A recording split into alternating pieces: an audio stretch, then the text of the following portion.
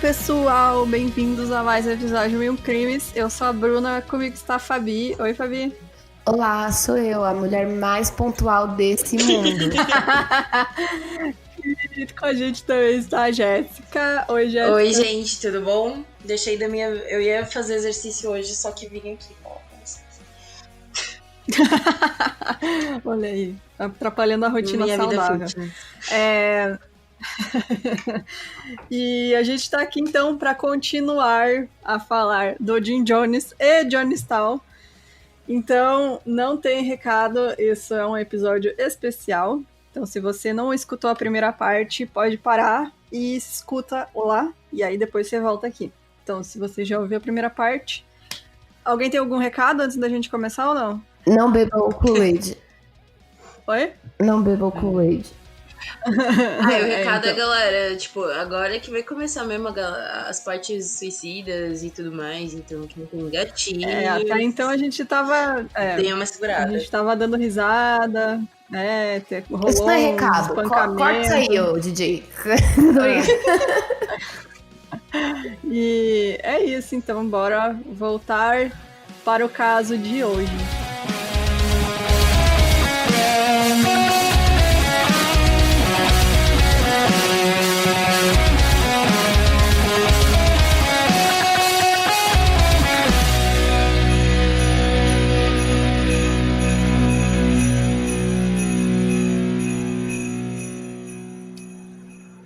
Então, só retomando, a gente comentou, né, no último episódio, a gente terminou falando sobre as punições, né, que as pessoas sofriam em Jonestown, que eles eram colocados em solitária, eles apanhavam e rolava muita coisa escrota com os seguidores do Jim Jones por lá, e eles estavam completamente isolados.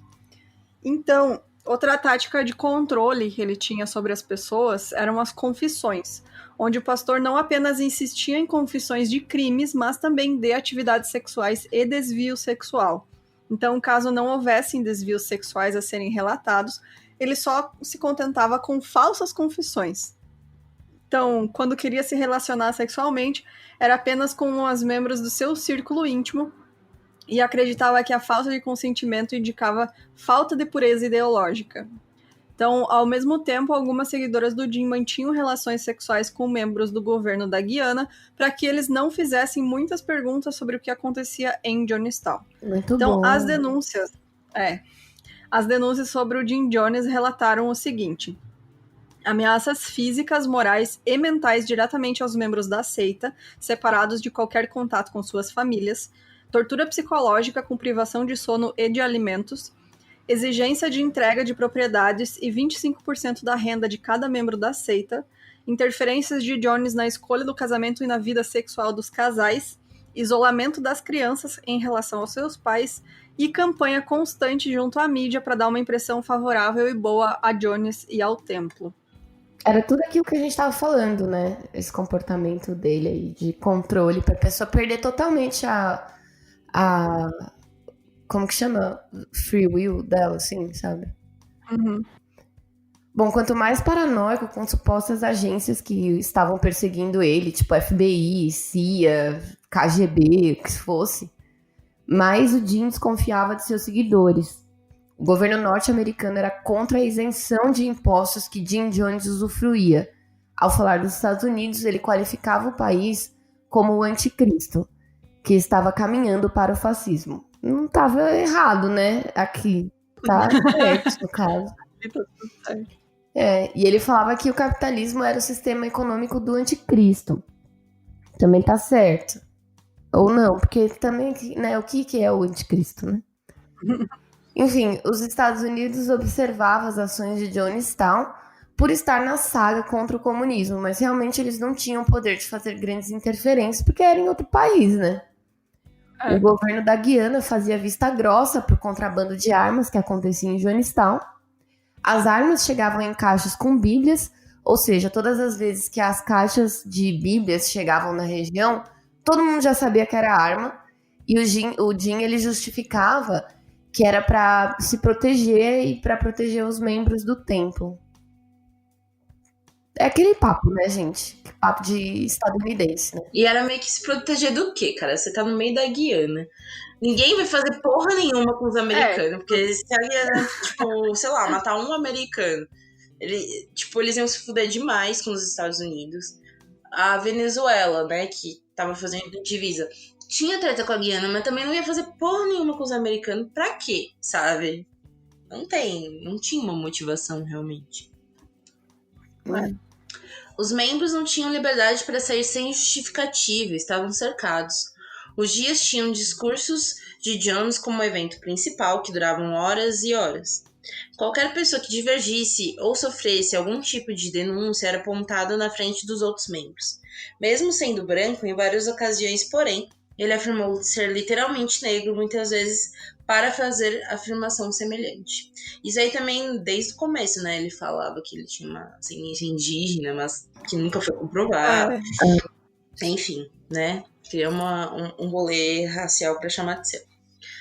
Ele tinha uma grande necessidade de controle sobre sua comunidade, principalmente sobre quem ele ajudava.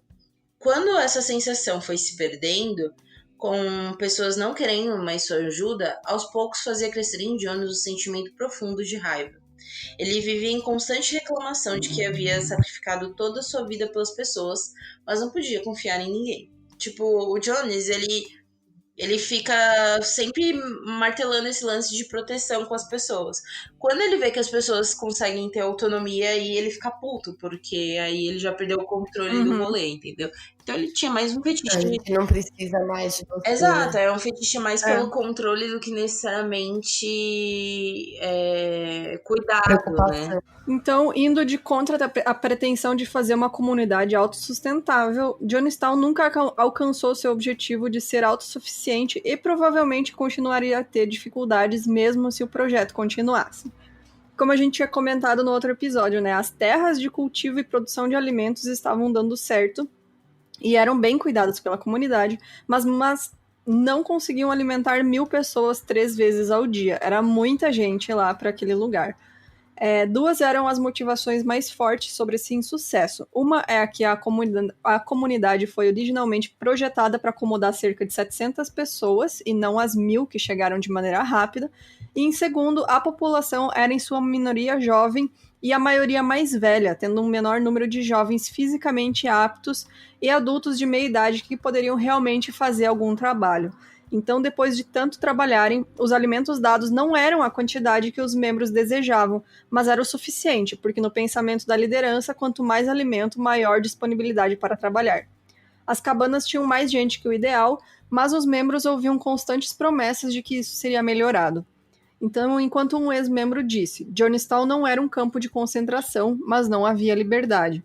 Outros membros lembram com certa felicidade sobre o local, e o povo de Jonestown tinha uma comunidade na qual eles se orgulhavam para seus idosos, para os filhos e para os adultos. As pessoas plantavam flores e também cuidavam das plantações, e mantinham caminhos sem ervas daninhas entre os vários edifícios. Então, dificilmente você via uma hegemonia de amor ou ódio sobre Jonestown, né? Então, não era um consenso, né? Tipo, tinha quem gostava Até e quem hoje, não gostava. você vê, mesmo depois das mortes e tudo mais, tem gente que tem uma lembrança muito positiva sobre Jonestown. Do tipo, mano, foi um rolê legal. Tipo, meu filho era criado no meio de uma galera tranquila, tinha creche, não sei o que, a gente era bem alimentado e tudo mais. E tem aquela galera que tinha completo horror de Jonestown. Então, dificilmente acha uma verdade. Não porque um dos lados tá certo e tá errado, né? Mas sim porque é aquele lance que a gente falou do Jim Jones, né? Tipo, é difícil você definir. A experiência de cada pessoa, né?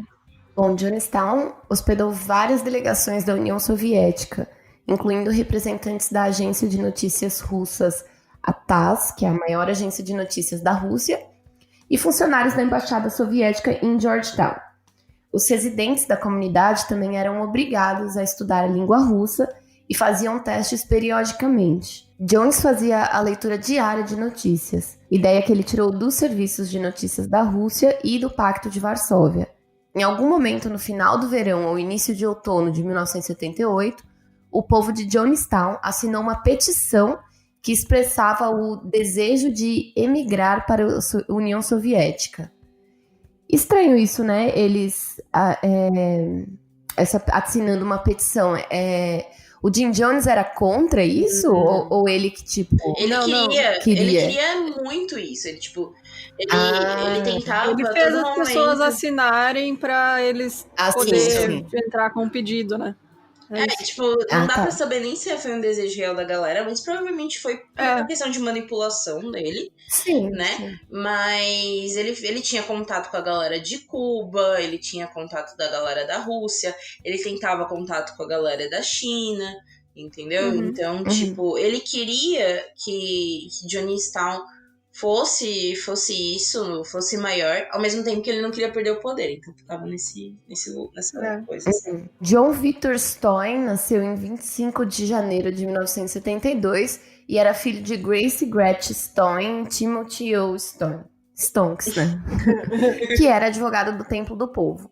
Menos de 2 semanas depois, o Tim assinou uma declaração que afirmava que a criança foi gerada por Jim Jones. Grace deixou o templo em 1976 e iniciou o processo de divórcio no ano seguinte. E aí o Jones ordenou que o Tim levasse o menino para Guiana em fevereiro de 1977 para evitar uma disputa pela custódia com a Grace. Quando o Stoyn solicitou que o Jones fizesse sexo com a Grace para impedi-la de desertar, o templo afirmou repetidamente que Jones era o pai da criança em 1971. Depois que o próprio Tim desertou em junho de 1977, o templo manteve John Stoyn em Jonestown. Quando saiu de lá, o Tim não conseguiu levar o seu filho. Então ele foi lá e perdeu a guarda da criança, basicamente. Sim, porque o templo falava que o filho era do Jones. Era do Jones? Porque ele tinha transado com a esposa dele antes. Entendi. Entendi. Porque, tipo, ela queria ir embora do templo, aí o Jim Jones ficava transando com ela pra falar, não vai. Mano, que doideira, né? As minas gostavam dele, né, cara? É porque era, tipo, uma honra, né? Ele era o poder, né? Sim. Era um símbolo de poder. Que doido, né? No outono de 1977, Tim Stoyn e outros que haviam deixado o templo formaram um grupo chamado Parentes Preocupados, porque tinham parentes em Jonestown, alguns que não conseguiam sair e outros que acreditavam sofrer manipulação de Jim Jones. Né? Tim viajou para Washington em janeiro de 1978 para visitar os funcionários do Departamento de Estado e membros do Congresso, e ele escreveu uma carta detalhando suas queixas contra Jones e o templo. Timothy pediu ajuda para o então congressista democrata Leo Ryan para retirar o seu filho dali. Em setembro de 1977, os ex-membros do templo, Tim e Grace Stoyn, lutaram em um tribunal de Georgetown para produzir uma ordem para que o templo mostrasse o motivo pelo qual não devolviam seu filho, que agora tinha 5 anos, John. Poucos dias depois, uma segunda ordem foi emitida para que John fosse levado sob custódia preventiva pelas autoridades. Lembrando que, né, gente, lá em Georgetown, Jim Jones mandava e desmandava, porque ele tinha um controle, enfim. Então, para não ir, mas também não correr o risco de ser pego como desacato, o Jones organizou um falso ataque de franco-atirador contra si mesmo e iniciou sua primeira série de noites brancas, chamada de 6 dias de cerco. Então, durante o cerco, ele falou para os membros do templo sobre ataques de estranhos e fez eles cercarem Jonestown com armas e facões. Então, os comícios tomaram um tom quase surreal, com a ativista Angela Davis e o Huey Newton, também ativista, se comunicassem via rádio e telefone com a multidão de Jonestown, pedindo que eles mantivessem firmes contra a conspiração. Então, cara, o Jim Jones degringolou de vez, ele pirou. E aí ele surtadaço. Né? E aí ele fez transmissões de rádio afirmando: nós morreremos a menos que nos seja concedida a liberdade de assédio e asilo. Então o vice-ministro Reid finalmente garantiu a Marceline Jones que as forças da defesa da Guiana não iriam invadir Jonestown. Então o Jim tinha uma forte sensação de que o governo norte-americano estava atrás dele, e essa sensação só piorava. Então, nessa época, ele e os seus seguidores mais próximos fizeram de maneira recorrente a Noite Branca, que era uma experimentação sobre uma possível movimentação de suicídio em massa. Então, o líder dava para os presentes na reunião um líquido dentro de baldes que dizia ser veneno, mas que na verdade era apenas suco. Então, nessas reuniões, enquanto o Jim discursava, ninguém poderia falar, e sempre que solicitados deveriam fazer os ensaios pedindo para que sentissem paz de espírito durante exercícios, quase como um processo de dessensibilização ao suicídio. Então ele já estava treinando essa cúpula dele, né, mais próxima, para aceitar essa ideia de que todos eles iriam se matar, né? Sim, e o louco dele, desses lentes de manipulação, que pode ver, gente, tanto o Roy Newton quanto a Angela Davis, eles já eram conhecidos na militância de esquerda e tudo mais. A Angela já tinha, nessa época, se não me engano, já tinha sido solta, né, porque ela foi presa pelo FBI e tudo mais. Então, ele pegava essa galera que realmente estava sendo perseguida pelo FBI. Imagina, tipo, sei lá, você tá nos Estados Unidos, aí tem um cara que até então é de uma extrema confiança, que trampou junto com você, que militou junto com você, que tá fazendo um projeto até então que você acha foda, né? Porque pra galera da esquerda, o que o Jim Jones tá fazendo era muito foda. Quem veio de fora, né? Era muito um trabalho. Aí fala assim, mano, a Guiana tá querendo entrar aqui, tá falando que o meu filho não é meu filho, não sei o quê. Aí, tipo, esse áudio da Angela Davis do Roy Newton era meio que, mano, galera, vamos resistir, entendeu? Porque os caras estão sem pau no cu, enfim. Era isso que rolava. O templo recebia remessas mensais de meia libra de cianeto desde 1976. Depois que Jones obteve uma licença de joalheiro para comprar o produto químico, supostamente para limpar ouro. Olha que doido, né? Desculpa, gente. Em maio de 78, um médico do templo escreveu um memorando para Jones pedindo permissão para testar o cianeto em porcos de Jonestown, já que seu metabolismo era próximo ao dos seres humanos. Após o cerco dos 6 dias, Jones não acreditava mais nos guianeses. Ele instruiu os membros do templo a escreverem para mais de uma dúzia de governos estrangeiros perguntando sobre as políticas de imigração relevantes para o outro êxodo do templo. Então eles queriam ir para qualquer lugar a esse ponto, né? Tipo, foda-se, vamos para qualquer lugar que der que aceite a gente. Em Georgetown, o Templo dos Povos realizou reuniões frequentes com as embaixadas da União Soviética, Coreia do Norte, Iugoslávia e Cuba. Nossa, Iugoslávia.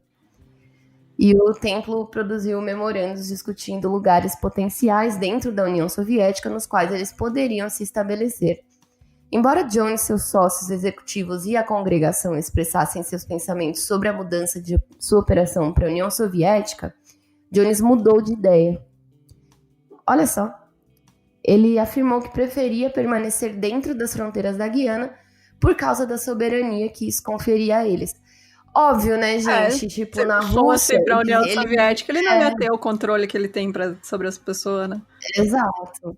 Tipo, na Guiana, ele era o deus, porque ele era intocável, porque, tipo, o governo da Guiana não falava nada do tráfico de armas, ninguém encostava neles. Agora, na Rússia, isso ia acabar. Exato. Ele não ia ser mais deus, né? Em abril de 1978, os parentes preocupados, que é aquele grupo de pessoas que, né, queriam salvar a galera em Jonestown. Eu amo esse nome, que é super literal, né? Parentes preocupados. Parentes preocupados. Entraram em contato com Deborah Layton, uma das confidentes de Jones, que conseguiu se refugiar na embaixada norte-americana localizada na Guiana. Ela falou sobre a mitomania de Jones, que sentia desesperado por conta da imprensa não dar mais relevância para ele. Deborah temia que o que acontecesse com Jones poderia afetar todos que lá viviam, e que a vida em Jonestown havia se tornado tão miserável que os residentes ficaram indiferentes se eles estavam vivos ou mortos. Ela relatou que antes de Jonestown, um dia, viajando em um comboio de ônibus, estava no mesmo que o dele, e Jim se aproximou, cheirando a álcool, e chegaram a se relacionar sexualmente com a influência do poder de manipulação de Jones. Jones estava enfrentando umas denúncias e reportagens negativas, tendo uma tensão negativa cada vez maior no verão de 1978. Quando contratou os teóricos da conspiração do assassinato de JFK, Mark Lane e Donald Fred, fez para ajudar a defender o caso de uma grande conspiração contra o templo pelas agências de inteligência dos Estados Unidos. Ou seja, ele estava contratando a galera que tinha desenvolvido as teorias sobre o Kennedy. O assassinato do Kennedy, que foi, na verdade, toda uma grande conspiração. Foi. E daí ele queria essa galera pra dizer que era tudo fake news. Aí, ó, fazendo escola, cara, desde aquela época. Fazendo escola. Não, tipo, pra galera falar, olha, realmente, é a CIA que tá indo atrás de você, cara. E, tipo, o depoimento dessa mina foi super importante na época, porque ela era, tipo, o braço direito dele. Só que ela tava vendo que tava dando merda, sabe? Tipo, a galera vai se fuder muito, era o pensamento geral. Bom, teve sorte quem conseguiu sair dali antes, né? Exato. O Leo Ryan, que era o congressista democrata que o Tim tinha pedido ajuda, era amigo do pai de Bob Houston, que era um membro do templo na Califórnia, e cujo corpo mutilado foi encontrado perto dos trilhos do trem em 5 de outubro de 76. 3 dias depois de uma conversa telefônica gravada com a ex-mulher de Houston, em que deixou o templo. O caso Stowe e dos parentes preocupados animou ainda mais fundo nesse caso. Então o Ryan era um político que ia fundo em seus posicionamentos. Quando ele era mais jovem, ele trabalhava na Assembleia e ficou na prisão por uma semana para entender os problemas das reformas prisionais. Ou seja, ele não tinha muito medo de se arriscar, né? Então, ele conseguiu a liberação do Congresso dos Estados Unidos para viajar para Guiana e assim investigar pessoalmente a situação dos cidadãos norte-americanos dentro das terras da seita. Então, ele se juntou com repórteres da NBC que filmariam e também iriam investigar as acusações de sequestro que rondavam o Jim Jones, né? Por causa do caso, o filho do Tim, né? Da criança que eles queriam recuperar. Assim como boatos sobre como seus seguidores passavam fome e estariam em situação de miséria. Então, antes de partir, Ryan ignorou um telefonema vindo de Jonestown que o ameaçava. Então, os contatos do Jim Jones já avisaram ele, né, que tinha um cara indo pra lá e tal, que eles iam começar a investigar a Jonestown, né? E aí o cara já era tudo meio... O cara já tava paranoico, louco, e aí foi só ladeira abaixo. O grupo chegou à capital da Guiana, Georgetown, em 15 de novembro. A comitiva de Ryan chegou em Jonestown no dia 17 de novembro de 1978, onde o grupo era Jack Spire, que cuidava da assessoria de Ryan, os 9 membros da mídia que o acompanharam e, devido às limitações de assento na aeronave, apenas 4 dos parentes preocupados, esse nome é perfeito, Muito bom. foram autorizados a acompanhar a delegação em seu voo para Jonestown. 2 advogados da Temple e Richard Dwyer, o vice-chefe da missão da Embaixada dos Estados Unidos em Georgetown, ocuparam os assentos restantes no avião que voou para Port Kaituma, Neville Aniborn e um oficial de informação representou o governo da Guiana. Chegando na pista de pouso de Port Kaituma, em seguida foram levados para o acampamento de Jonestown em uma limusine. O quê? Tipo, gente, que louco, né? Apenas Ryan e 3 outros foram inicialmente aceitos em Jonestown, enquanto o resto do grupo foi autorizado a entrar após o pôr do sol. Jones entrou em uma crise de pânico ao saber que eles realmente estavam chegando em Jonestown, porque no final das contas, ele não sabia o que poderia acontecer. Ele estava acostumado a ter controle de tudo e todos sobre qualquer movimentação da comuna. Ryan chegando era uma incerteza para ele. Aí iam ver que, tipo, na verdade, ele é isso, né? Iam ver a real. Exato. Como é que você vai esconder, né? Que, tipo, a galera tá lá fodida. E tipo, a galera que visitava, assim, Jonestown, no final das contas, era uma galera que gostava de Jonestown, era uma galera, tipo, sei lá, os russos que simpatizavam pelas ideias que o Jones falava. Era a galera da cidade. E lembrando que, tipo, gente, a Guiana na época também era socialista. Uhum. Então, sabe, todo mundo simpatizava. Aí vai chegar um cara americano, que ele já não gosta, deputado, que tá querendo fuder ele. E trazendo repórter ainda, trazendo né? repórter, tipo, a merda vai acontecer, né? Vai estourar. Chegando lá, o comitê foi recebido com muita simpatia pelos membros do templo. Ryan teceu comentários sobre a positividade do local e também sobre o funcionamento da comunidade, que vivia meio floresta, bem afastada de qualquer outro contato. Jones ofereceu uma recepção musical para a delegação naquela noite no pavilhão central em Johnstown.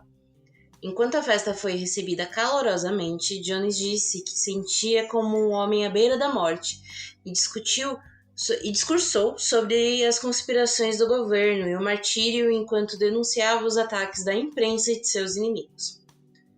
Ryan comentou na frente de todos que aquela comunidade era diferente do que imaginou e viu que as pessoas eram felizes ali. Durante um evento, o membro do templo, Vernon Gosney, passou um bilhete dirigido a Ryan para um dos jornalistas que estava escrito: Caro congressista Vernon Gosney e Monica Bagby, por favor, nos ajude a sair de Johnstown. Eita! Ou seja, a merda vai acontecer. Vernon disse que tentou pôr o bilhete na dobra do braço do repórter, mas ele deixou o papel cair, né? Porque tem que acontecer isso. Não viu, né? E para ajudar, uma criança próxima, X9, esse daí só foi um amigo do meu, testemunhou o ato de Gosney e alertou verbalmente outros membros do templo. Ryan Spire, Dwyer e Annie Bourne passaram a noite em Johnstown enquanto os outros membros da delegação, incluindo a imprensa e membros dos parentes preocupados, eu ia falar Panteras Negras, sei lá por quê, né? Mas parentes preocupados foram informados de que deveriam encontrar outras acomodações. Eles foram para Port Kaluma e ficaram em um pequeno café. Porque os parentes preocupados normalmente ou eram ex-membros ou parentes de membros. Então, tipo, eles eram menos desejados do que a imprensa, sabe? Porque a imprensa pelo menos ia trazer coisa boa. Eles só queriam levar a galera. Entendeu? Essa é a perspectiva. E obviamente, né, gente, agora vai dar bosta. Porque esse negócio de dar recadinho aqui, ó. Porra, mano. Fudeu o rolê. Nossa, ele foi pego ainda. Exato. Então, na madrugada do dia 18 de novembro, 11 membros do templo fugiram de Johnstown, pressentindo um clima estranho, e foram até a cidade Matthews Ridge, que fica no lado oposto da pista de pouso. Esses desertores incluíam membros da família do chefe de segurança de Johnstown, o Joe Wilson. Então, na manhã seguinte, jornalistas e membros dos parentes preocupados chegaram a Johnstown e a Marceline Jones levou eles para um passeio pelo assentamento. Eles fizeram entrevistas com membros do templo que, quando questionavam se estavam lá forçados, eles não expressavam nenhum sentimento e diziam querer estar em Johnstown. Então, na mesma tarde, alguns membros da comunidade pediram a comitiva escoltados para fora de Johnstown pela delegação de Ryan. Então, quando um dos filhos do Jim, o Johnny, tentou convencer a não ir embora, Jerry Parks lhe disse: de jeito nenhum, aqui não é nada além de um campo de prisioneiros comunista. Ao saberem que uma família queria sair e a comitiva ia ajudar, mais pessoas se mostraram dispostas em sair de lá também. Começou a quebrar o encanto, né? Tipo, quando uma pessoa sai, os outros começam a perceber, tipo, porra, tem alguma coisa errada, né? A gente vai poder sair também. Então, até então, eles nem tinham pensado na possibilidade de sair de lá, né? Porque estavam muito isolados. Fora o lance da ameaça também, né, gente? Porque, tipo, pra onde que eles vão fugir?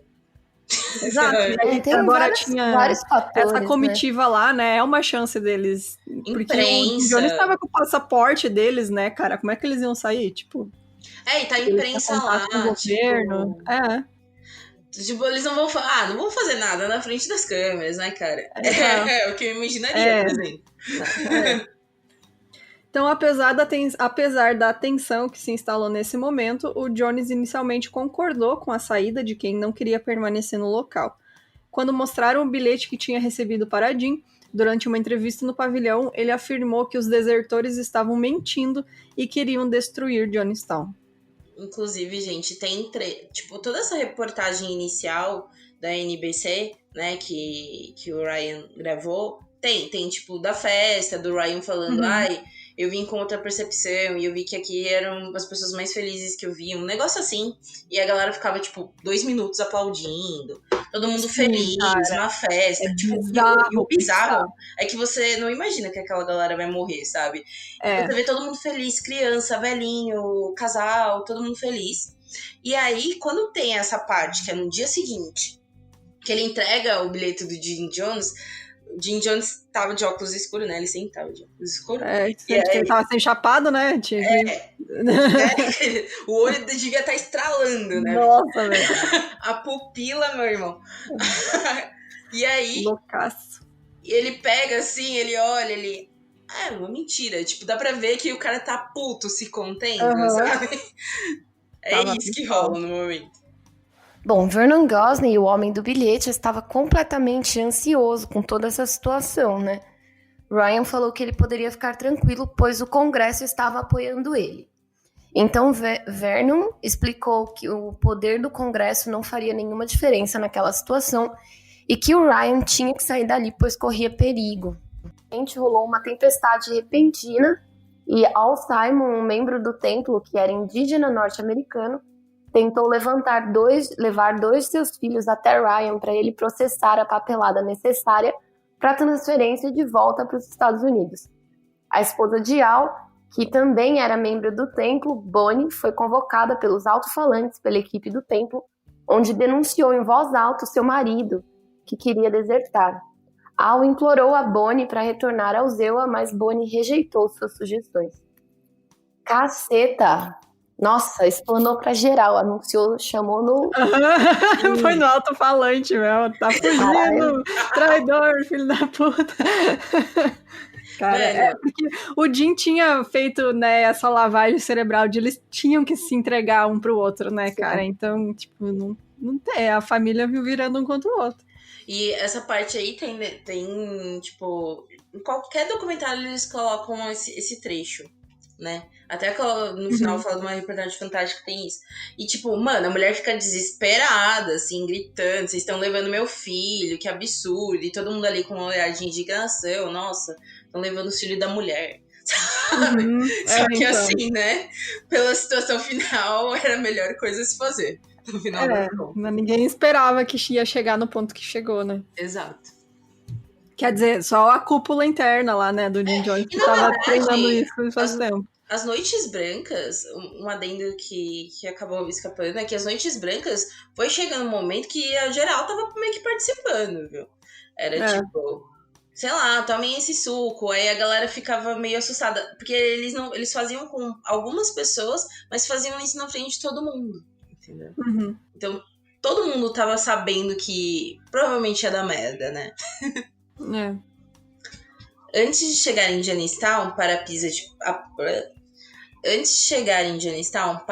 de pouso, Ryan disse a Gary que ia emitir um relatório que descreve Jonestown basicamente em bons termos. Tipo, falando isso para ver se acalmava a galera, né? Ryan afirmou que nenhum dos 60 parentes que tinham lhe indicado para a entrevista queria sair, né? Os 14 desertores constituíam uma porção muito pequena dos residentes de Jonestown e qualquer sentimento de prisão que os desertores tivessem era provavelmente devido à pressão dos colegas e à falta de transporte físico. E mesmo que 200 dos mais de 900 quisessem partir, abre aspas, eu ainda diria que você tem um lugar lindo aqui, disse Ryan para Jim. Venom também estava entre os dissidentes, deixando seu filho, que tinha esperança de buscar depois. Venom é aquele cara do bilhete. E esse trecho dá pra ver que, basicamente, mesmo assim, o Ryan não tava achando que aquilo era horrível. Porque, se vocês pensarem bem, 900 pessoas, 14 pediram pra sair. Não é grande. E ninguém da lista dos parentes preocupados se preocuparam à toa, sabe? Parentes preocupados à toa, porque a galera tava tipo... Parentes preocupados à toa. A maior parte da comitiva já estava indo de caminhão para a pista de pouso, mas Kaituma, Ryan e Dower ficaram em Jonestown para arrumar os papéis necessários para levar os desertores adicionais. Ignorando o aviso de Vernon, Ryan ainda entrou em uma discussão com Jim Jones sobre as pessoas que iriam sair. Poxa vida, né, Ryan? Um membro do Temple, Don Uhara Sly, agarrou Ryan enquanto empunhava uma faca, mas foi impedido de fazer algo pelos presentes. Isso fez com que todos acelerassem sua saída de Jonestown. Pouco antes de o caminhão sair da comuna, um dos líderes, Larry Layton, exigiu se juntar ao grupo. Vários desertores acharam estranha essa atitude de Larry. Então é isso, tipo, a galera resolve sair, né? E antes de sair ele quase morre, né? Mas aí fala, não, deixa disso, rolou isso. Assim. Imagina, o cara já tava com o cu na mão, né? Exato. Então, todos embarcaram no caminhão basculante para ir em direção à pista, e o Ryan e sua delegação conseguiram levar consigo 15 membros do templo que expressaram o desejo de partir, e Jones não fez nenhuma tentativa de impedir sua partida naquele momento. Então, quando foram para Jonestown, todos couberam em um avião, mas por conta dos desertores se fez necessário mais uma aeronave que foi prontamente providenciada pela Embaixada dos Estados Unidos. Eles chegaram na pista de pouso por volta das 4h30 e ficaram esperando o avião chegar para depois embarcar por volta das 5h10. O Layton, uma das lideranças de Jonestown, que é aquele que entrou, né, foi por último junto com a comitiva, né, quando eles estavam saindo, ele foi junto. Ele entrou na primeira aeronave a se preparar para a decolagem. E quando o avião começou a andar perto do final da pista, ele sacou uma arma e feriu Bagby e Gosney e tentou matar Dale Parks, que o desarmou. Então, nesse momento, enquanto os passageiros embarcavam no outro avião, ele foi cercado por membros da Brigada Vermelha, equipe de seguranças do Jim, que vieram de carroça puxada por um trator e abriram fogo com espingardas, revólveres e rifles, enquanto pelo menos 2 atiradores circulavam o avião a pé. Então, cara, eles tinham o plano já de não deixar essa galera sair de lá. Deixaram sair de Jonestown, mas não iam deixar sair da Guiana. Então, 5 pessoas morreram no tiroteio na pista de pouso de Port Kaituma, e foram eles: o congressista, o Leo Ryan, o fotógrafo Greg Robinson, do The San Francisco Examiner, o cinegrafista Bob Brown e o repórter Don Harris, da NBC, e a desertora do templo, Patricia Parks. Os outros que foram com a comitiva e outros desertores se feriram e se refugiaram na floresta. Esse momento entrou para a história, sendo a única vez que um congressista norte-americano foi morto cumprindo seu dever.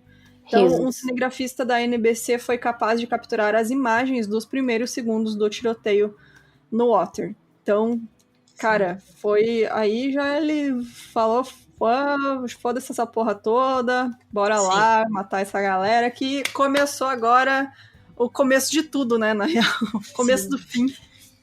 A assistente do Ryan que sobreviveu, ela ficou, tipo, embaixo do corpo dele, se fingindo de morta. Aí eles chegaram perto dela, deram um tiro nele, deram um tiro dela, que passou de raspão, assim, no ombro.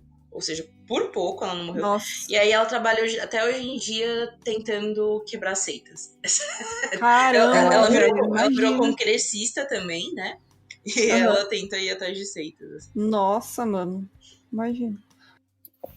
Testemunhas oculares afirmam que, após a fuzilaria inicial de tiros, né, alguns dos homens armados deixaram o veículo em que chegaram e desceram a pista de pouso para dar tiros de golpe de misericórdia em Ryan, Harris e possivelmente Robinson. Steve Sung, o técnico de som da NBC que foi ferido, disse ao documentarista Stanley Nelson que os homens armados o abordaram onde ele estava, embaixo do corpo do Bob Brown, mas que ele e Brown estavam tão encharcados com o sangue de Brown que os atiradores devem ter acreditado que os dois estavam mortos. E aí ele diz também... ela diz, desculpa, gente. É a história que a Jéssica estava contando. Ela falou que sobreviveu se fingindo de morta, disse Sung, né? E Jack Spire, a assessora do congressista Ryan, também acredita que sobreviveu porque a gravidade dos seus ferimentos fez parecer que ela estava morta. Que doido, né, velho? Foda mesmo. Assim que o Ryan saiu de Jonestown, Marceline Jones fez uma transmissão no sistema de som declarando que tudo estava bem e pedindo aos residentes que voltassem para suas casas. Durante esse tempo, os assessores prepararam uma grande cuba de metal com uva, com Flavor Aid, sabor de uva, né? As pessoas, esses dias eu tava ouvindo um episódio do Last Podcast on the Left sobre isso, né? Uhum. E o pessoal chama de Kool-Aid, porque o Kool-Aid é a marca mais famosa disso. Mas a verdadeira tipo marca... Tang aqui, né? Só que na verdadeira marca era o Flavor Aid, exato. E aí tipo eles quando estavam você compra usando... do campo e fala que é Tang, sabe? Pra galera. Isso. É o Kisuko e o Tang, exatamente. E aí, eles tinham, durante esse tempo, né, todos os assessores do Jim Jones tinham preparado uma grande cuba de metal com esse Flavor Aid de uva, né, que estava envenenada com Valium, hidrato de cloro, cianeto e Fenergan. Cerca de 30 minutos após o anúncio de Marceline Jones, Jim Jones fez o seu próprio anúncio, chamando todos os membros imediatamente para o pavilhão.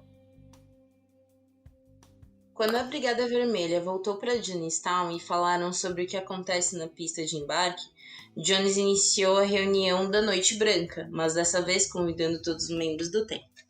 Jim alegou um áudio recuperado pela FBI, mostrando os 45 minutos anteriores ao suicídio para todos seus seguidores que, após a morte de Ryan e da comitiva, a União Soviética, que ele alegava ter entrado em contato, não os levaria para um possível êxodo que teria negociado meses atrás. Tipo, galera, a União Soviética não vai querer colar com a gente. Ele deu um miguezão dizendo que tinha falado com os caras e que não iam aceitar eles, então eles não tinham pra onde ir. E que eles, tipo, iam ser perseguidos e os Estados Unidos ia chegar lá e matar todo mundo, sabe? Então, é isso. O ritual de suicídio começou por volta das 17 horas, sendo que a gravação da fita dura 43 minutos, mas na verdade cobre cerca de 3 horas de suicídio coletivo, ou seja, né? A fita tá reduzida. A fita pareceu ter sido uma seleção cuidadosa do que merecia, entre aspas, né, ser guardado para a posterioridade. A fita cassete é marcada por pelo menos 40 interrupções que indicam momentos em que o gravador foi parado porque aquela realidade não era real o suficiente para justificar a história. A razão para as mortes, até então chamadas de suicídio por Jim, era de que as inteligências governamentais estavam conspirando contra o seu templo e que eles iriam até Jonestown, abre aspas, atirar em alguns dos nossos bebês inocentes e torturar nossos filhos, torturar alguns dos nossos membros, torturar nossos idosos. Ou seja, ele estava falando que, tipo, galera, vão vir, vão matar, vão torturar, então melhor a gente morrer antes, sabe? Christine Miller, membro do templo, argumentou que o templo deveria tentar o transporte aéreo para a União Soviética. Jim Melvani, um ex-terapeuta que havia chegado a Jonestown apenas 2 dias antes, ajudou Jones argumentando contra a resistência de Miller ao suicídio, declarando "vamos torná-lo um lindo dia", e posteriormente citando uma possível reencarnação. Após várias discussões nas quais Jones argumentou que um êxodo soviético não seria possível, junto com as reações dos outros membros do templo X a Miller, ela recuou. Tipo, essa mulher, ela tentou, sabe, argumentar, falar, putz, cara, não, vamos tentar. E ela falou outra alternativa, vamos falar com o governo da Guiana. Não, o governo da Guiana não tá rolando, sabe? E aí a galera começou a ficar puta com ela, em vez de ficar puta com o Jones. Cara, essa fita dessa última fita é bizarra, cara, bizarra, assim, ó. Mano, dá um negócio muito ruim, assim, você ver, porque, tipo, ele fica falando, né, vamos lá, e, tipo, ele começa, né, dando aquele discurso e tal, falando, a gente vai fazer pelo bem, não sei o que, e no final ele tá tipo, bora galera, vamos tomar isso aí, porra, tão chegando, tipo, terror mesmo, tá ligado? Exato. Nossa, é horrível, cara. E horrível. você pensa que ele editou isso, ele editou pra parecer que, tipo, aquilo foi realmente revolucionário. Se isso teve edição, imagina o que rolou mesmo nessas 3 horas. E quantas horas? 3 horas, né? Eles ficaram lá, cara. E dá pra te ouvir no fundo, né? As pessoas falando, tipo, você escuta a criança chorando, você escuta a pessoa brigando, né? Porque algumas... A gente... Bom, vocês vão saber depois, mas muitas se recusaram, né? E aí elas foram obrigadas a tomar o negócio, enfim. O Jin e seus seguidores então resolveram espalhar a ideia de suicídio revolucionário para os outros membros do templo que estavam em Jonestown e que todos deveriam beber a mistura de suco de uva, cianeto e outros sedativos. Então, muitos membros desesperados em meio à segurança do Jin armado começaram a gritar de desespero, ao mesmo tempo que ele argumentava que era para todos ficarem quietos, que socialistas e comunistas não deveriam morrer daquela maneira, e sim com dignidade. Então ele também dizia para não temerem que a morte era uma amiga e uma passagem para outro plano, e que o suicídio revolucionário não era o mesmo que suicídio, pois as mortes eram um protesto contra as condições de um mundo desumano. A certa altura, ele falou que muito se devia a tensões raciais, ao apontar que a maioria dos brancos saiu com o congressista, mas na realidade 13 dos 20 desertores eram negros. Então o Jones primeiro insistiu que as mães injetassem veneno na boca de seus filhos usando seringas. De acordo com Odell Rhodes, que era um membro do templo que escapou, os primeiros a tomar o veneno foram Ruleta Paul e seu filho de 1 ano de idade. Uma seringa sem agulha foi usada para injetar o veneno na boca da criança, após o que ela injetou outra seringa em sua própria boca. Depois do veneno dado às crianças, elas foram orientadas a se deitarem juntas. Ele decidiu que as crianças seriam as primeiras, porque isso era estratégico, porque ele sabia que após os filhos morrerem, os pais teriam poucas motivações para viver. Ainda mais se você matou o seu próprio filho, né? Como é que você vai viver com isso, né, cara? Então, tipo... Só aí já não conta, não entra na conta de suicídio, né? Foi assassinato mesmo. Quantas crianças eles mataram, né? Já logo no início. E fora que, por exemplo, tem uma... No documentário tem uma parte que, tipo, um membro do templo, ele tava com a esposa lá, e tava a mãe, a avó da esposa, e a avó da esposa, tipo, ele falava que ela era completamente apaixonada pela avó dela. Assim que a avó dela, que ela teve que dar pra avó dela, ela falou assim, só me abraça que eu vou tomar esse veneno. E aí ele falou assim que eles estavam longe, sabe, da galera armada. Tinha como escapar. Sim. Só que ela falou assim, não, eu quero tomar o veneno, minha avó já foi, não preciso ficar mais aqui, sabe? Exato. Então era isso, assim, né? Tipo, é aquela coisa, foi, entre aspas, uma opção da pessoa, mas elas foram levadas a isso, né? Exato. Quantos anos ali, né? Tipo, não, e ouvindo você pensa, o cara falar e tal. Que a maioria dessa galera, mesmo antes de Jonestown rolou 2 anos praticamente, né? Antes de Jonestown já era uma família, sabe? Todo mundo era unido, todo mundo se ajudava, né? Todo mundo convivia todo dia. Então era uma família, né? Exato. Bom, algumas pessoas tentaram se opor a essa decisão, né? De tomar o Kool-Aid lá, mas sem sucesso. Afinal, em torno de todos haviam guardas armados para impedir, e quem discordasse fazer qualquer movimentação e fizesse qualquer movimentação contrária às ordens ou saísse dali, eles não dava, né? Quem tentava fugir era morto pela segurança. Então, tipo, não tem nem... Cara, não é nem assim, vamos conversar, sabe? É tipo, beleza, você vai morrer tomando um negócio ou eu vou te matar, sabe? E após tomar, né, a bebida, um adulto demorava cerca de 5 minutos para cair no chão, fazendo com que tivesse tempo para se posicionar de bruços junto à sua família, né? Em resposta às reações de ver o veneno fazer efeito em outras pessoas, o Jones aconselhou: morra com certo grau de dignidade, entregue sua vida com dignidade, não se deite com lágrimas e agonia. Alguns membros que haviam participado das Noites Brancas acharam que seria novamente uma simulação, só se dando conta de que estava acontecendo de verdade ao começarem a ver os corpos caídos e os gritos das crianças se tornando cada vez mais altos. Muitos sobreviventes relataram que havia uma espécie de estado de transe coletivo. Com certeza, né? Nossa, surreal, né, cara? Surreal. Tipo, sua família toda, as pessoas que você gosta, todo mundo ali, não é... Sabe? Eu acho que as pessoas chegaram num momento que nem estavam pensando em outra alternativa. Não, tem um momento que você escolhe não ver a realidade, né? Porque se você vê o que tá acontecendo de fato, cara, você tá matando a sua própria família, seu próprio filho, sei lá, sua avó, que nem você falou. É muito doido, tipo, então é bem melhor você acreditar que você é realmente um revolucionário que tá fazendo qualquer tipo de protesto, que você falar, não, verdade, eu sou um assassino e fui manipulado. Então, exatamente. E assim, quando eu falo sou um assassino, volto assim, é assassino por, sei lá, a etimologia da palavra, porque você matou uma pessoa, mas claro. tipo, você não é uma pessoa ruim necessariamente. Exato. Sharon Amos, uma das membros que trabalhava na sede do grupo em Georgetown, ouviu no rádio comunicador que Jim Jones dizia: ela sabia o que estava acontecendo por ter participado das Noites Brancas. Então, ela levou seus 2 filhos pequenos na banheira do segundo andar e os afogou. Sharon e sua filha de 21 anos, Leanne Harris, se enfrentaram e cada uma cortou a garganta da outra. Eles foram os únicos 4 a morrerem em Georgetown. Ou seja, né, poder de manipulação transcendendo.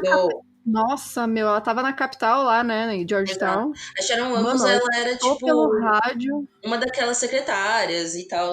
E essa galera, inclusive, esse documentário eu não achei, porque, como eu disse, eu já era muito fã desse caso antes de pesquisar sobre o caso. Mas um tempo atrás eu lembro que um dos filhos dele falava assim que tinha teorias de que boa parte do que estava acontecendo em Jonestown nos últimos anos eram essas 4 mulheres. Era a Sharon Amos, aquela outra esposa mais nova dele, sabe? Que estavam comandando tudo, sabe? Elas que estavam tomando... Porque ele tava muito louco. Como que ele tava chapado o tempo inteiro, né? Exato. Então, tipo, elas também estavam nisso. Elas que também, por exemplo, coordenavam as Noites Brancas. Então, sabe? Não era só uma manipulação muito louca, mas elas também faziam parte disso. Leslie Moulton, o primeiro médico a chegar no local após as mortes, sustentou que a maioria dos corpos estava com índices de homicídio e não de suicídio. Ele verificou que, dos 100 corpos que ele examinou, 83 estavam com perfurações de agulhas na parte de trás do corpo e em seus ombros e costas, indicando que o veneno foi injetado por terceiros. Charles Gary e Mark Lane, outros 2 sobreviventes que conseguiram fugir para dentro da floresta, contam que enquanto estavam escondidos ouviram tiros e pessoas gritando. Não dá para saber ao certo quantas pessoas morreram por conta da manipulação de Jones no grande suicídio coletivo e quantas foram assassinadas. Porque essa que é a questão, né? Tipo, a galera sempre vendeu como um grande suicídio coletivo, de um grande poder de manipulação. E realmente teve uma galera que se suicidou, mas por que se suicidou, né? Esse aqui também tem. E a maioria, né, foi assassinada. Porque a gente já viu que a maioria da população ali já era de pessoas mais idosas, né? E tinha parte de crianças, então pessoas aptas a trabalhar, né, na idade de jovem e adulto eram minoria. Então, e essa galera que fez o suicídio, que, né, como o Jones queria, também é uma minoria menor ainda, né? Então você pega, tipo, mataram a maioria das pessoas ali foram mortas mesmo, né? Não foi escolha delas, né? Exato. Não que quem escolheu fazer seja escolha também, porque foi manipulação, né? Mas, enfim. Tipo, pra manipular idosos, imagina que boa parte dos idosos que iam pra Jonestown é porque a família também não tava segurando, saca? Porque, sei lá, se minha avó falasse, vai pra Jonestown, ela vai falar, você tá louca? Que não vai, sabe? Então a maioria não tinha, sabe? Então, ver todo mundo se matando, por que não, sabe? Cara, agora vem a parte também que eu não sabia, né? Quando... Eu fiquei sabendo bem depois, né? De pesquisar sobre... Porque esse caso também sempre me chamou muita atenção, acho que muita gente, né? Mas tem detalhes que a gente não sabia até você parar e ler e pesquisar sobre. Que a gente comentou que o Jim Jones vendia macacos, né? E ele tinha um macaco de estimação que chamava o Sr. Muggs. Ele era um chimpanzé. E ele teve uma das primeiras habitações construídas para ficar em Jonestown, foi a casa do macaco. Então, nessa época, ele era grande, tinha 60 quilos e era sociável. Não vou dizer nada, né? Porque isso aqui é sociável até ele arrancar a tua cara. E diziam que ele gostava de brincar com todos. Então, tem o ranço do macaco. Gente, lembrando que Bruna tem ranço de macaco. Apesar de macaco serem coisinhas fofas.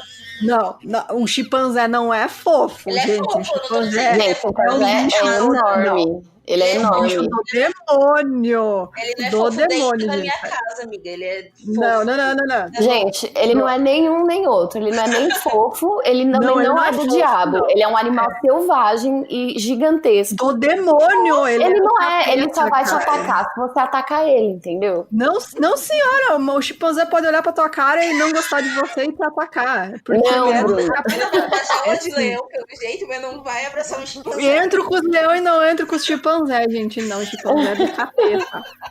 Do capeta. Bom, enfim. Mas, coitado, o Sr. Muggs, não tem nada pessoalmente contra ele. Ele, junto com outros vários cães, onde os donos eram moradores, foram um dos animais mortos a tiros em Johnstown em 18 de novembro, embora não se saiba quem disparou os tiros. Então, cara, eles não deixaram sobreviver nem os bichos, velho. Nem os coitados que tem a ver com a história, né? Então, o Tim Stowen, o pai do John Stowen, é até citado na fita final do discurso do Jones, em uma discussão sobre se o templo deveria incluir John Stowen entre aqueles que cometeram suicídio revolucionário. Em Johnstown, o John Stowen foi encontrado envenenado na cabana do Jim Jones. Dos habitantes que estavam em Johnstown naquele dia, apenas 35 sobreviveram, se escondendo até que os seguranças tomassem a bebida por último. Outros sobreviventes foram os residentes de Johnstown que não estavam na região no momento, como a Laura Johnson Cole, que estava em Georgetown, na capital da Guiana, para comprar mantimentos. Em um livro biográfico, ela disse que, abre aspas, nós éramos visionários que deixaram para trás os confortos da vida urbana e se mudaram para o meio da floresta para criar um modelo de comunidade para o resto do mundo. Jim Jones era articulado para mascarar as partes dele que eram corruptas ou doentes. Fecha aspas.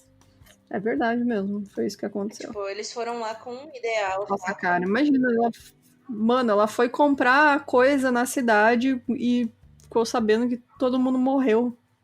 Cara, 35 de 1.000 pessoas, mano, é muita gente, né? Apenas 1/3 dos 122 sobreviventes totais eram mulheres negras. Cerca de 1/4 dos sobreviventes eram homens negros, vários dos quais eram membros do time de basquete da comunidade em Georgetown. E tinham saído daquele dia para um jogo de basquete do campeonato.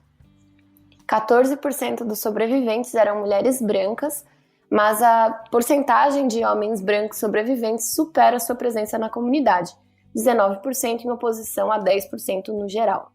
Apenas 30 crianças com menos de 19 anos sobreviveram, com esse número caindo para 14 sobreviventes com menos de 10 anos. Gente... Aqueles 35, só pra galera não confundir, que sobreviveram, é a galera que sobreviveu, tava em Johnstown, sobreviveu, mas conseguiu, tipo, ir se escondendo nas casas, sabe? Uhum. Alguns se esconderam no mato, né? E, tipo... Exato, até ver que os seguranças tomaram, entendeu? Aí eles conseguiam sair. Mas antes do suicídio em massa, que na verdade, né, a gente sabe que não é de fato suicídio, né? 4 pessoas ali em Johnstown tentaram de fato se matar, né? Então, pois já haviam começado a entender a morte como uma forma de fuga. Quanto mais o Jones manipulava o comportamento dos seus seguidores, mais eles ficavam cada vez mais frustrados e continuavam reclamando sobre as suas insatisfações. Então, ele começou teve gente ali que ele nem precisou dar o veneno, né? Que já quis se matar mesmo e falou, tipo, cara, chega, não aguento, tchau, tchau. Exato. E é muita frustração, porque você vê que no caso que a Laura falou, todo mundo, a galera também tava com esse ideal, sabe? De criar uma comuna, de fazer um rolê político, sabe? De ser um exemplo. Aí vê que, mano, chegar lá, tá tudo zoado, tipo, mano, sabe? Se a pessoa tem algum tipo de tendência, né? Há muitas histórias de sobreviventes. Um caso, por exemplo, de uma mãe e filho que, horas antes, conseguiram sair de Johnstown, dando como desculpa a busca por mantimentos, mas já com a intenção de fugirem, caminharam por 60 quilômetros.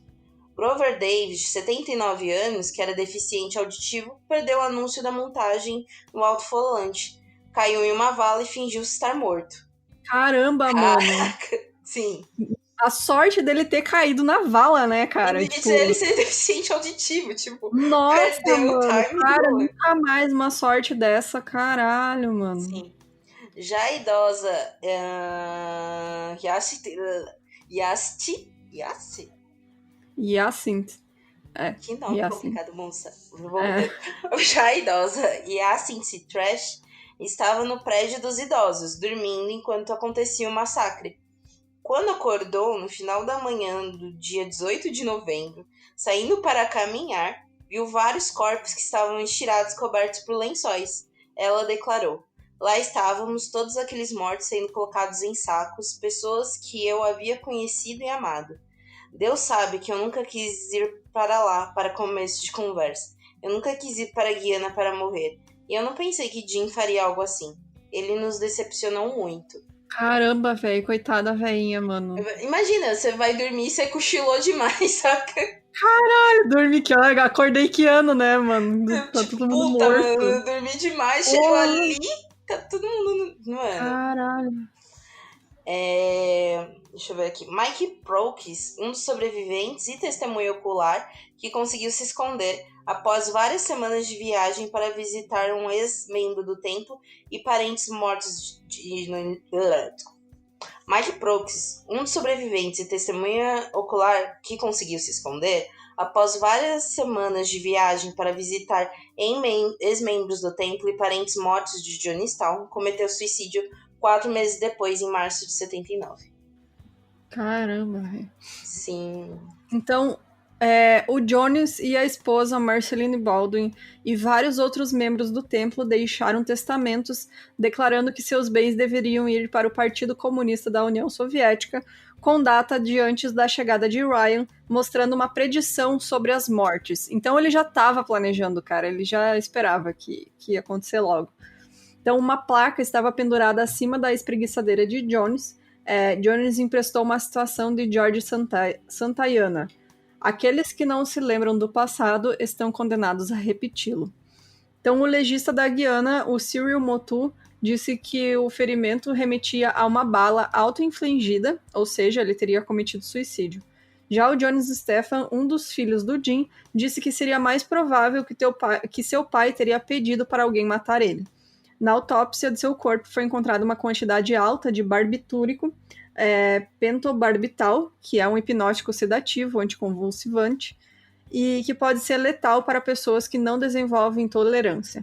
Tanto o Stefan quanto o filho do Jim, quanto o seu médico de São Francisco, confirmaram que o Jim também usava drogas ilícitas, como LSD. Há também a teoria de que um dos sobreviventes teria assassinado o Jim, mas a teoria mais aceita atualmente é a de que o tiro foi dado por sua enfermeira, Annie Moore, que cometeu suicídio com a mesma arma logo em seguida. Não dá pra saber direito, né? Tipo, se ele se matou ou tal. Quando esse outro filho, né, o Stephen fala dessa enfermeira, ela seria uma das mulheres que comandavam também o rolê, né? Uhum.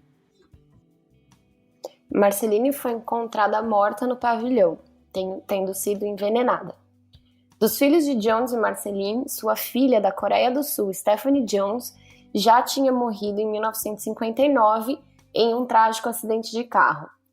Sua outra filha da Coreia do Sul, Suzanne Jones, casou-se com Mike Cartmel e desertou do Templo do Povo em 1975 e morreu de câncer em 2006. Após essa decisão de abandonar o templo, John se referiu a Suzanne abertamente como "minha filha maldita não serve pra nada". Ah, que bom, nossa. Não. E disse que ela não era confiável. Na nota, serve pra viver, né? Serve pra viver até o fim da vida. Ficou tudo bem, né? Na nota encontrada perto de Marceline, onde falava sobre a doação de fundos para o Partido Comunista, também estava escrito: "Peço especialmente que nenhum desses receba nas mãos de minha filha adotiva". Que ele não queria que fosse nada para as mãos da filha adotiva dele, Suzanne Jones Cartmel. Os seus filhos, Stephen Gandhi Jones e Jimmy Jones Jr., estavam ambos em Georgetown, Guiana, para um jogo de basquete representando Jonestown, em 18 de novembro de 1978. 3 dias antes da tragédia, Stephen Jones recusou-se pelo rádio a cumprir uma ordem de seu pai de devolver a equipe a Jonestown para a visita de Ryan. Durante os eventos em Jonestown, Stephen Chin e Jim Jones dirigiram até a embaixada do Zeu em Georgetown na tentativa de receber ajuda. Bom, foi mais esperto, né?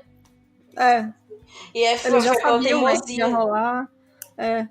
E falaram, não. Não, A e gente não vai voltar.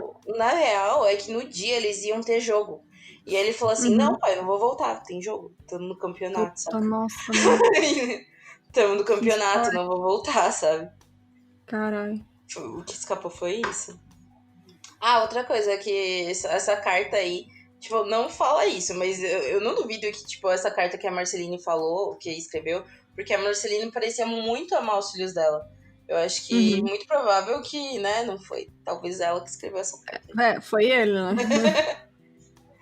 Os soldados guianeses que guardavam a embaixada Os soldados guianeses que guardam... Gente... Os soldados guianeses que guardam a embaixada se recusaram a deixá-los entrar depois de ouvir sobre os tiroteios na pista de pouso de Porto Kaituma, né? Vai que eles eram fugitivos. Mais tarde, os três voltaram à sede do templo em Georgetown para encontrar os corpos de Sharon Amos e seus 3 filhos, Liane, Christian e Martin, né? Ou seja, tipo, eles foram pra Guiana tentar achar ajuda lá. Ninguém quis ver eles. Aí eles foram lá, chegaram na sede em Georgetown, viram um monte de corpo, né? Imagina o desespero. Soldados guianeses mantiveram os irmãos Jones em prisão domiciliar por 5 dias, interrogando-os sobre a morte em Georgetown. Depois de retornar aos Estados Unidos, Jim Jones foi colocado sob vigilância policial por vários meses enquanto vivia com sua irmã mais velha, Suzanne, que já havia se voltado contra o templo, né? A Suzanne é aquela que o Jim Jones chamava de maldita. Jim Jones Jr., que perdeu sua esposa e filho não nascido em Johnstown, voltou para São Francisco. Quando Johnstown estava estabelecido, Stephen originalmente evitou 2 tentativas de seu pai de realocá-lo no assentamento. Ele acabou se mudando para Johnstown após uma 3ª tentativa. Desde então, ele disse que cedeu aos desejos de seu pai de se mudar para Johnstown por causa de sua mãe. Tipo, ele não queria já ir para Johnstown, ele só foi por causa da mãe dele. Agnes Johnny tinha 35 anos quando morreu em Johnstown, junto com seu marido Forrest e seus 4 filhos, Billy, Jimbo, Michael e Stephanie. O Lil Jones, que tinha 21 anos na época de sua morte, morreu ao lado de sua esposa Terry e do filho Shyoki, também em Johnstown. O Kimo e a sua mãe, Carolyn Louise Moore Layton, morreram durante os eventos em Johnstown. Então, na pista de pouso, o Reiterman fotografou as consequências do tiroteio e o Dwyer assumiu a liderança no local e, por recomendação dele, o Larry Layton foi preso pela polícia da Guiana. O Dwyer foi atingido por uma bala na nádega durante os tiroteios e demorou várias horas até que os 11 feridos e outras pessoas do seu grupo se reunissem. A maioria deles passou a noite no café de Porto Kaituma. Os mais gravemente feridos dormiam em uma pequena tenda na pista de pouso. E aí você imagina, tipo, as autoridades do lugar, né? Tipo, cara, deu tiroteio na pista de pouso, mataram uma galera e não sei o quê. E aí, foram resolver isso aí. Chegaram lá, deu um tempo depois. Mano, morreu 960 pessoas. Sim. Imagina, cara. Tipo, imagina que a Guiana é um país pequeno, cara. Tipo, é muito pequenininho. Eles têm um exército lá pra lutar com a Venezuela, mas eles morriam de medo da Venezuela. Sim. Porque eles eram pequenos e aí, de repente, morreu esse tanto de gente.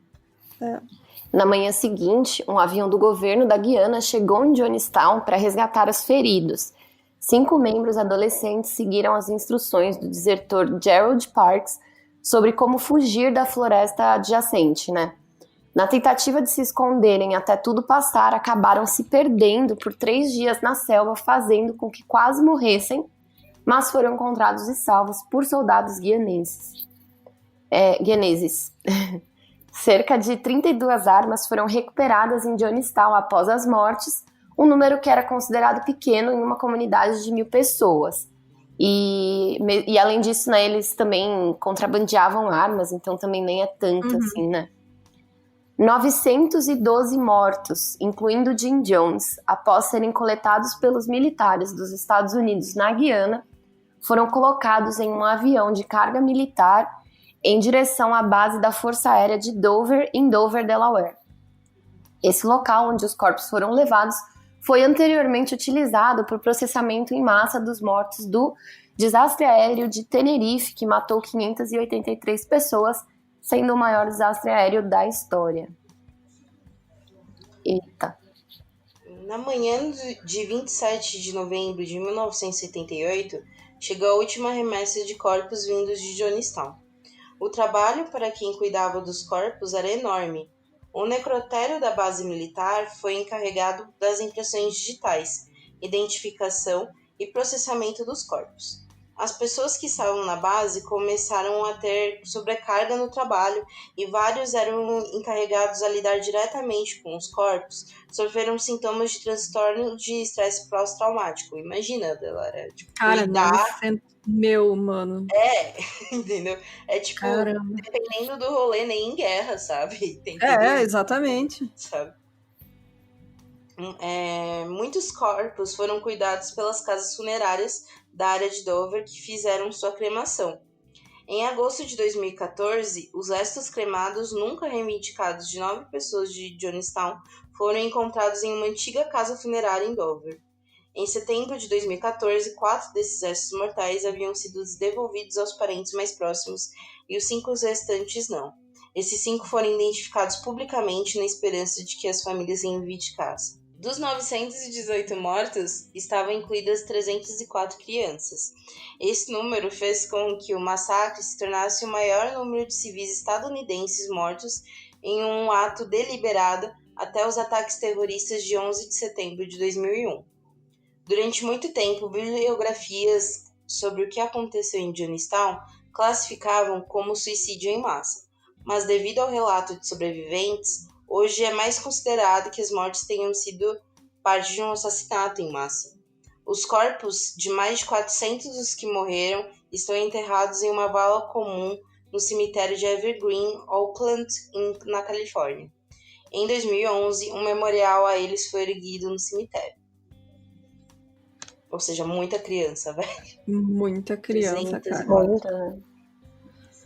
Em reportagem no Fantástico, na semana que aconteceu o massacre, eles tiveram acesso às imagens da reportagem do Ryan.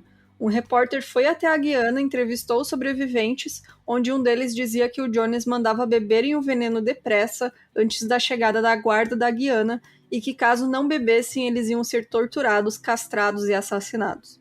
Um outro relatou que viu a primeira mulher que deu o veneno para seu bebê e depois tomou, e falou que no início ninguém foi forçado, estavam se voluntariando para a morte. Passaram uma entrevista da Rosalind Carter, que era a primeira-dama, onde ela relatou que só encontrou casualmente uma vez com o Jim. Um outro relatou que o Jim falou que o deputado Ryan era um fascista e que ninguém deveria falar com a comitiva, senão seriam drogados e torturados. A reportagem também mostrou que isso abalou politicamente a Guiana, pois o partido contrário ao governo era contra as concessões que foram dadas a Jim, principalmente no caso Stowen. A população da Guiana tinha teorias sobre o que aconteceu, onde muitos achavam que o filho de Jim tinha matado ele para herdar Jonestown, ou que até mesmo Jim estava vivo e que o corpo encontrado era de um sósia. Muitos parentes norte-americanos foram para Georgetown com a esperança de que poderiam sair mais sobreviventes da selva, mas conforme o tempo passava, a esperança diminuía. O Fantástico criticou que só jornalistas norte-americanos tiveram autorização para ir a Jonestown após o massacre, o que gerava dúvidas sobre a veracidade do que viam. É muito legal ver essas reportagens da época, né? Eu sempre procuro essas reportagens da época que mostra tipo, o que a galera tava sentindo na hora. E a galera tava muito botando fé nas teorias de conspiração que o Jim não tinha morrido. Sabe? Porque não tinha muita informação, né? Era muito desencontrado, né? Tipo, imagina. Não, tipo, o repórter da Globo, né, que era do Fantástico, tipo, primeiro, esse lance da Rosalind Carter foi que, tipo, véi, na época, todo mundo adorava o Jim Jones. Quando rolou, tipo, nossa, Jim Jones, nunca ouvi falar. Só cumprimentei, sabe? Rolava isso, né? Ninguém assumiu os B.O. E normal, gente, quem nunca errou na vida com alguém, né? Mas... É no Hulk, né? Não, você não fica pagando a foto com o Jim Jones. Né, cara?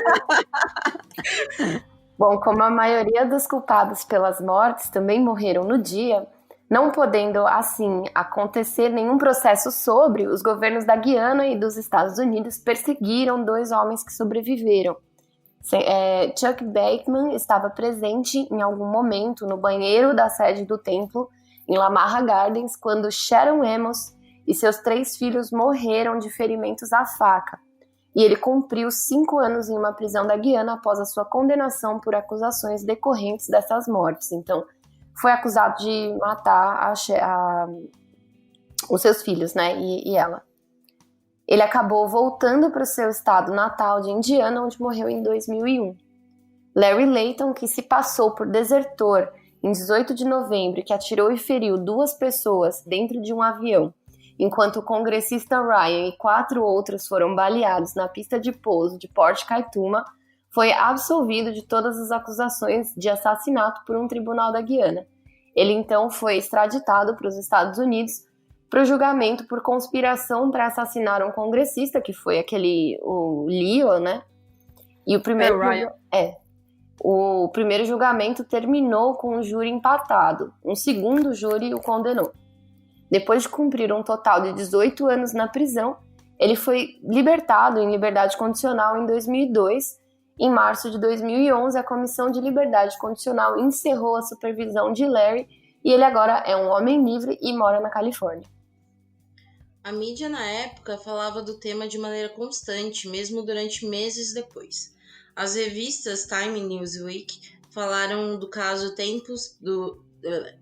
A revista Time e Newsweek falaram do caso citando o templo como seita da morte. De acordo com o Gallup, empresa de pesquisa de opinião, em fevereiro de 1979, 98% dos americanos consultados disseram ter ouvido falar da tragédia. Ou seja, cara, todo mundo estava sabendo, né? Não tem como não falar, né, cara? Exato. É um absurdo. Poxa, você pensa que o outro desastre que mais matou gente foi o 11 de setembro, então pensa na gravidade do rolê, né? O Templo do Povo entrou em um colapso como congregação, quando a maioria de seus membros ativos morreu em 18 de novembro de 1978. Alguns membros do templo permaneceram na Guiana até maio de 1979 para encerrar assuntos do movimento e depois voltaram ao anonimato dentro dos Estados Unidos. O templo declarou falência no final de 1978 e seus ativos foram colocados em liquidação. Um tribunal de São Francisco nomeou o advogado Robert Fabian como depositário para identificar e acumular o dinheiro e as propriedades que pudesse localizar e em seguida distribuir esses ativos a vários reclamantes que incluíam o governo dos Estados Unidos, ex-membros do templo e cobradores. Então, a igreja no último endereço do Templo do Povo, em Indianápolis, é agora o lar da congregação, em sua maioria negra, da Igreja Batista da Restauração. A igreja construída em Eastwood, em Redwood Valley, na Califórnia, é agora a Assembleia de Deus de Redwood Valley. E a sede do Templo dos Povos em São Francisco não existe mais, ela foi destruída em um terremoto. E a igreja do Templo em Los Angeles é uma igreja adventista do sétimo dia espanhola. Então, onde era o complexo de Johnstown após as mortes, virou uma área deserta vigiada pelo governo da Guiana. No início dos anos 80, o governo permitiu a ocupação do local por refugiados do Laos, mas isso nunca aconteceu. A população da Guiana chegou a saquear as casas em Johnstown e também seus terrenos, mas nunca permaneceram no lugar pela associação ao suicídio em massa. As construções do local foram destruídas por um incêndio também no início dos anos 80 e lá foram deixadas suas ruínas. 8 pessoas morreram de causas naturais em Johnstown entre agosto de 1977 e novembro de 78. 7 dessas mortes foram de idosos, com idades entre 63 e 80 anos. E uma era uma criança que morreu menos de 2 semanas após o nascimento. Os corpos aparentemente não foram todos enterrados em um só lugar e pode não ter havido um cemitério formalmente designado.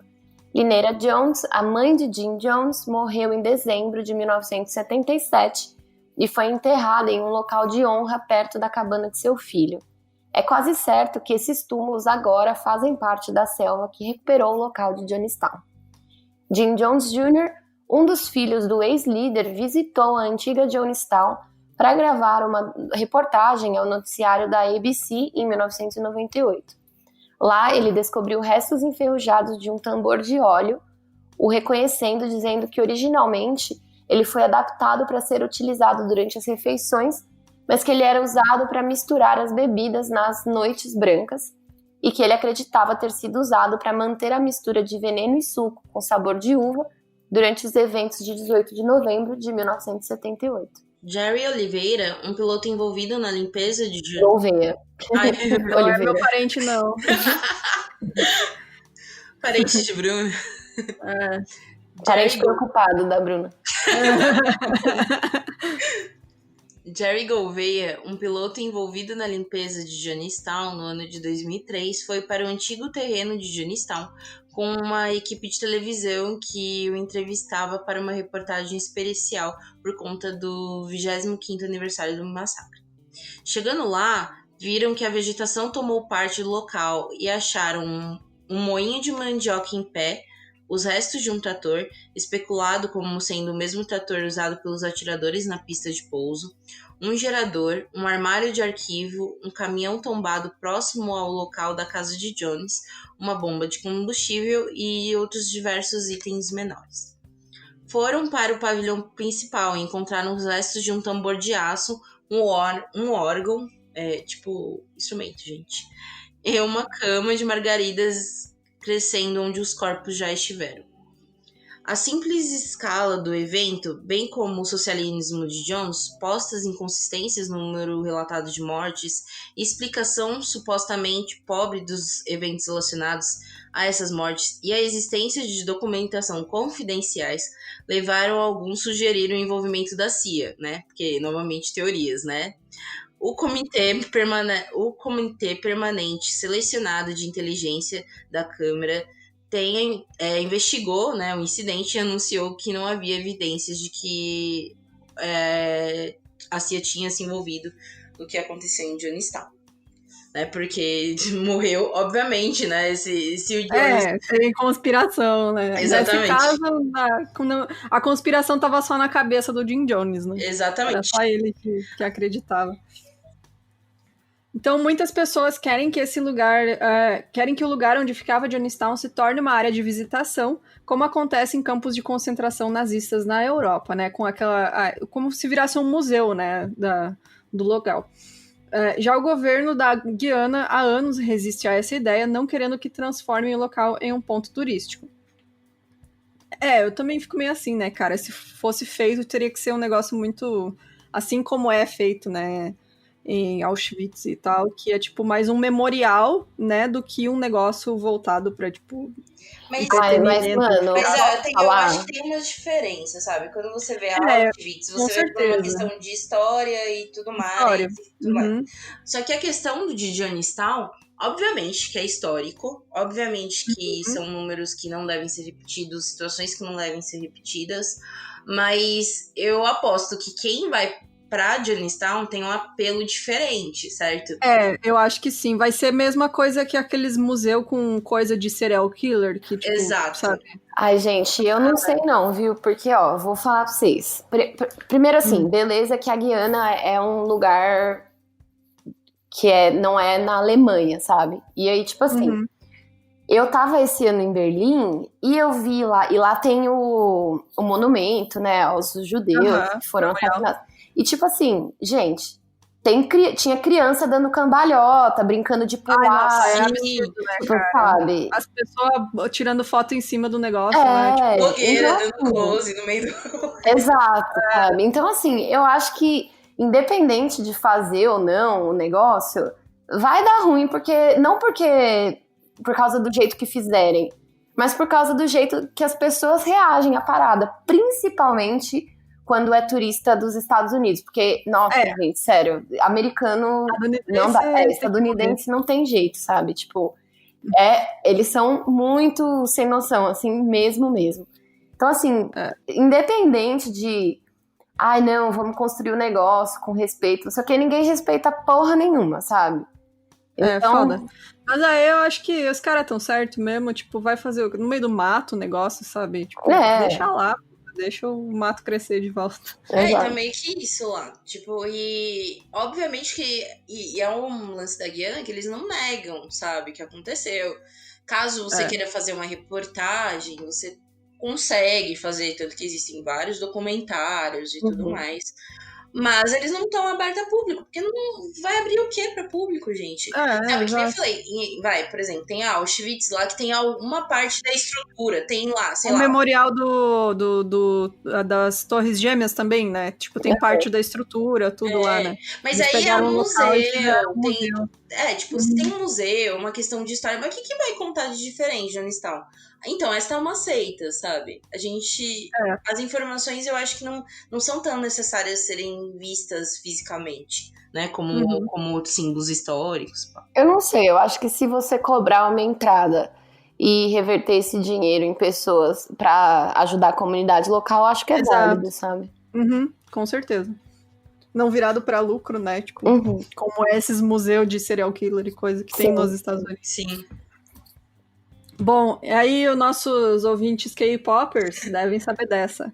Mas um membro do grupo de K-pop, BTS, aí ó, vamos conversar com os jovens agora, o Suga, não sei se é assim que fala o nome dele, desculpa então, gente. Ele lançou um trabalho solo em julho deste ano, onde assina como August D. E a questão é que na faixa What Do You Think, ele usou um trecho do discurso do Jim Jones. No trecho ele dizia: embora você esteja morto, ainda assim você deve viver, e aquele que vive e crê nunca morrerá. Ele alegou desconhecer a voz e sim só ter ouvido o discurso e depois retirou a faixa. E o Frank Zappa, Foo Fighters, Anthrax e Manowar foram outros grupos que usaram o caso do massacre como referências em seus trabalhos. A história também foi base para inúmeros documentários, filmes, peças de teatros e livros. Embora o Jones usasse o Flavorade envenenado, a mistura para bebidas também era comumente reconhecida como Kool-Aid, na verdade é outra marca, né? Isso levou à frase bebeu Kool-Aid, referindo-se a uma pessoa ou grupo que mantém uma crença, argumento ou filosofia inquestionável sem um exame crítico. Virou um meme. Virou um meme. E é isso aí, gente. Chegamos ao fim. Se você souber qualquer referência de filme, coisa, posta lá no nosso grupo, manda pra gente, que a gente coloca no post do episódio. E acho que tem umas coisas bacanas, né, que foi feita baseada nisso. Não lembro de nada fictício, mas enfim. Tem um fictício dos anos 80, mas não cheguei a ver, porque o ator não parecia muito bom. Mas quem assistiu aí, comenta se é bom, indica aí pra gente se é alguma coisa que seja boa, e aí a gente vê. Mas é isso. Finalmente, acabamos, gente, essa longa jornada. Longa jornada. Longa. Mas a gente espera que vocês tenham gostado.